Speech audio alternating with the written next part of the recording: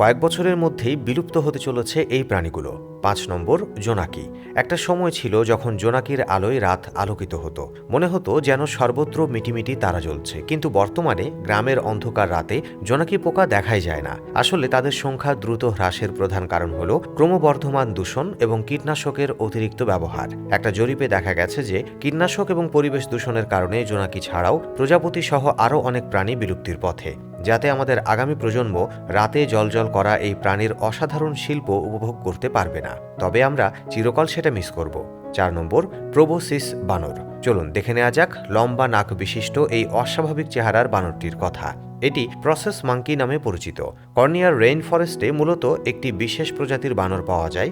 এর রয়েছে শুঁড়ের মতো লম্বা নাক, কিন্তু এটা খুবই দুঃখজনক যে বর্তমানে এর মাত্র 2টি প্রজাতি অবশিষ্ট রয়েছে। আবাসস্থলের ক্ষতি এবং শিকারের কারণে এখন দ্রুত এই ঘটনা ঘটছে। মাত্র 7,000 প্রোবোসিস বানর জীবিত রয়েছে। 3 নম্বর, আমুর চিতাবাঘ। এই প্রাণীটি তার সৌন্দর্যের জন্য বিখ্যাত।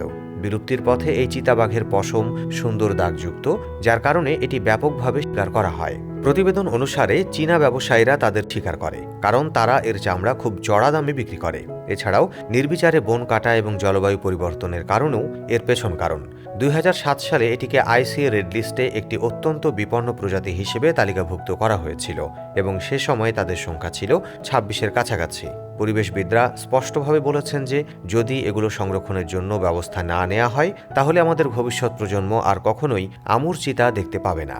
ব্রিটিশ অ্যান্টার্কটিকা জরিপ অনুসারে 2 নম্বরে রয়েছে সম্রাট পেঙ্গুইন। 2017 এবং 2018 সালে এই এলাকায় অনেক পেঙ্গুইন ছিল। পেঙ্গুইনের মৃত্যুর কারণ ছিল ক্রমাগত ঝড় আর বিশ্ব উষ্ণায়ন। অ্যান্টার্কটিকায় বরফের ক্ষয় ঘটছে, যা সম্রাট পেঙ্গুইনদের বেঁচে থাকার জন্য হুমকির সম্মুখীন হচ্ছে। প্রজনন এবং লালন পালনের জন্য প্রয়োজনীয় সমুদ্রের বরফের উপর প্রভাব ফেলছে। বরফ গলে যাওয়ার ফলে মাছ এবং ক্রিলও ক্ষতিগ্রস্ত হয়, যা সম্রাট পেঙ্গুইনদের খাদ্যের প্রধান উৎস। 1 নম্বর, সন ডলফিন।